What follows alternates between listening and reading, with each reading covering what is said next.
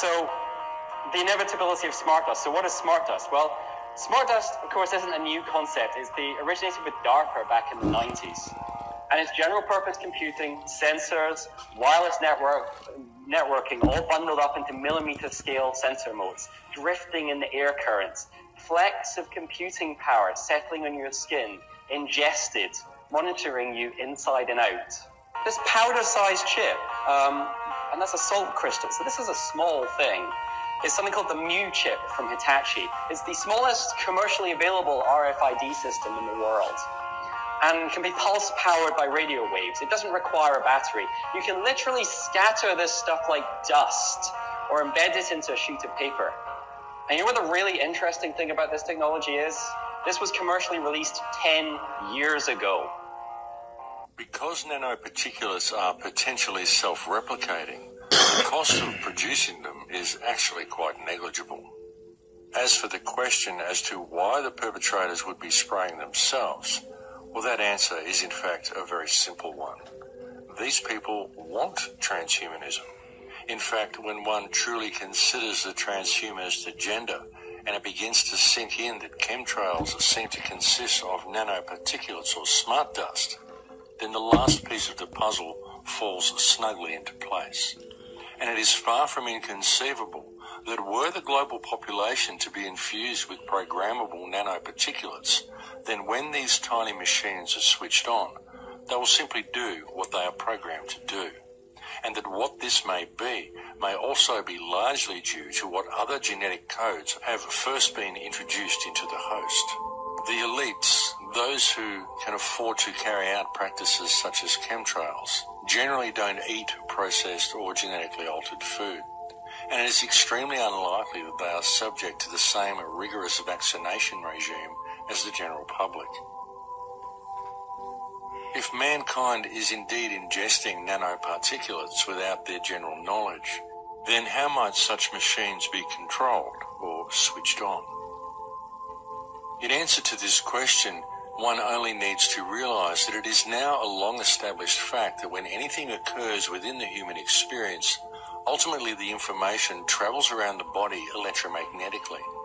All our five senses, along with any emotional information, is all interpreted by the brain via these electromagnetic signals. Therefore, it is also an established fact that man can be influenced and even controlled via electromagnetism. Shape-shifting material that can transform itself in real time, changing colors and shape on demand. It sounds like special effects you would see in a sci-fi movie, but this is no illusion. Researchers at Intel teamed up with the academic community to make what they call programmable matter. New research in Britain has raised concerns about the potentially harmful effect of nanoparticles. The emerging technology is used in a variety of medicines and even sunscreen. The research found that the small particles could damage the DNA of cells. They're tiny microscopic particles which can store and release drugs in specific areas of the body. There's an emerging sort of body of evidence that says that for some particles of certain scales and of certain materials, that there are potential health risks. New British research has added to that concern. It found nanoparticles could damage cells without even entering them. Scientists found the particles change the function of cells and how they communicate with other cells. What this study shows is that even with a barrier between the blood supply where the nanoparticles are and cells, that there can be damage to cells, and not just a bit of damage, but significant damage to the DNA. One of the biggest areas of concerns has been the use of nanoparticles in sunscreen. A review this year by the Therapeutic Goods Administration found sunscreen was safe and that the particles didn't penetrate skin cells. If trends in science continue, there's no doubt nanoparticles will be used more and more. We really need to do fairly sophisticated studies of the toxicity of nanoparticles before we use them extensively in humans. The TGA says it will monitor scientific literature should any tangible safety concerns be identified.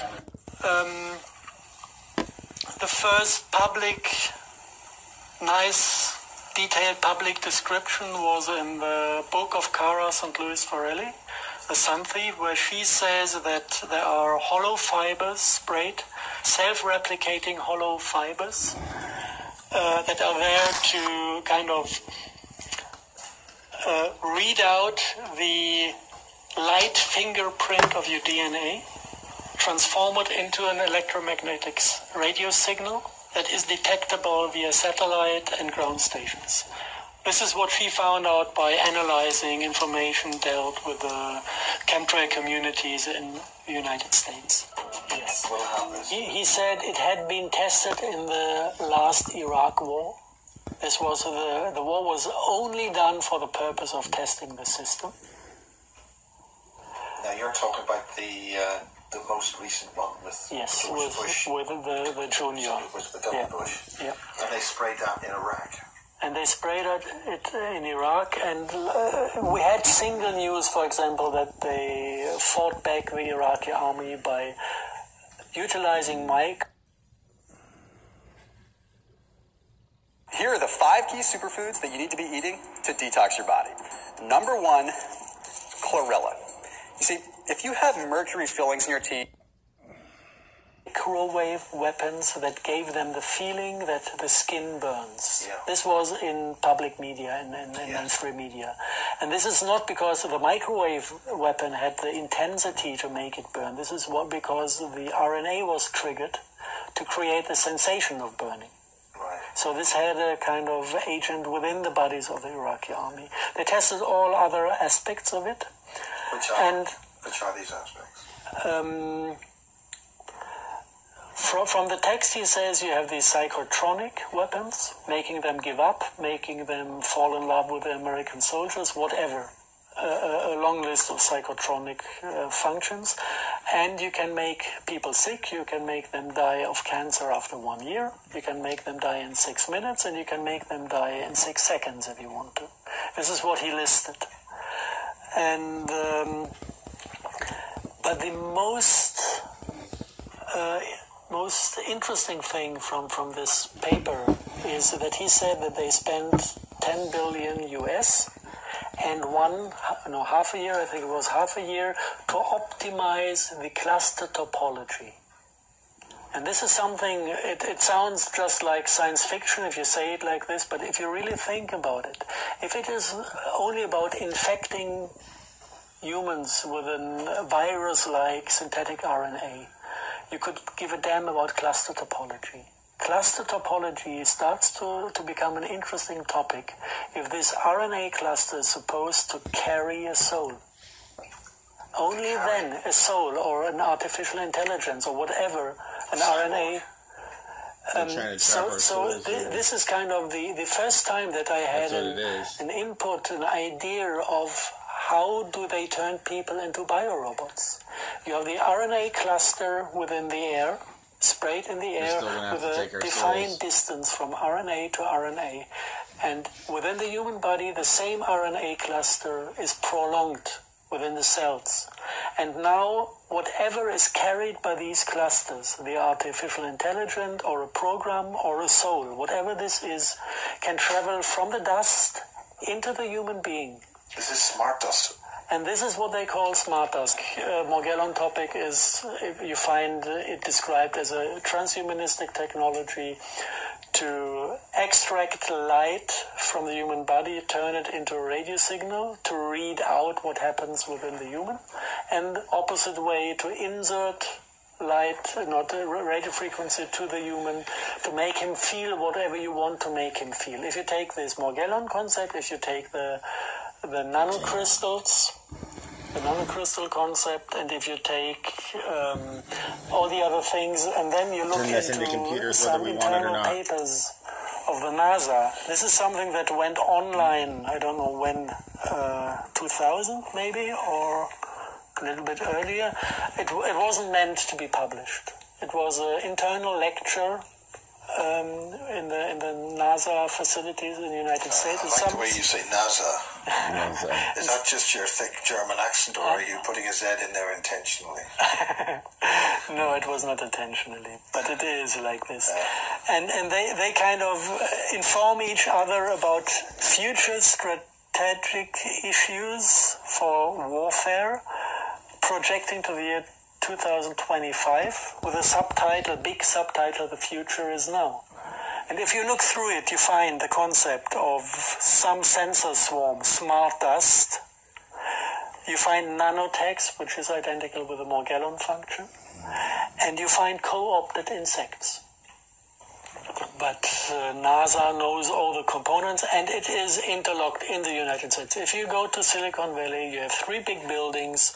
One is Singularity University, with the founder Ray Kurzweil, who is dreaming about, and there are interviews out there where Kurzweil is dreaming about sending nanobots to other planets to harvest energy and matter, to multiply the overall intelligence of the human-machine civilization. Originally his words. And then he asks himself if there's a God that exists, and he says, not yet.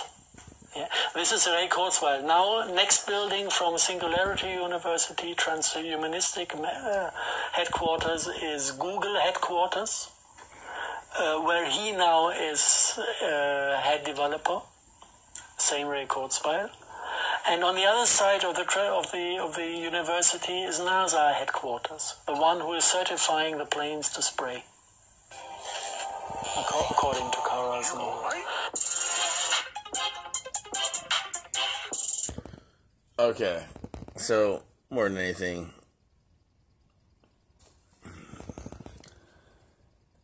God gave Satan his power so that we would have free will and to test us. Here's the thing is, he's about to lose power, and he doesn't like this in any way. And we all know transhumanism, all this crap. Well, they're trying to do it without our even okay and say yes to this crap. But I wonder if it's a way to trap our soul.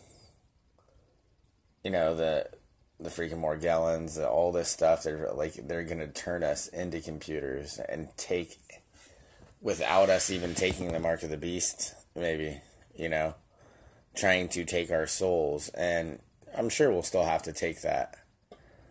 Well, they'll try to make us take it, but I think this is to ease us in and to slow us and dumb us down and push us more towards their way. Because he can't create. He cannot create. And that's what he hates. And that's why they have to do this science and this other stuff and everything. Because they cannot create. So what they want to do, I think, is steal our souls. Because without the soul, I don't think they're going to be able to really run the robots and the computers like they want. Just kind of a thought and a theory. I love you all. Never forget the earth is flat, and never be ashamed to say that.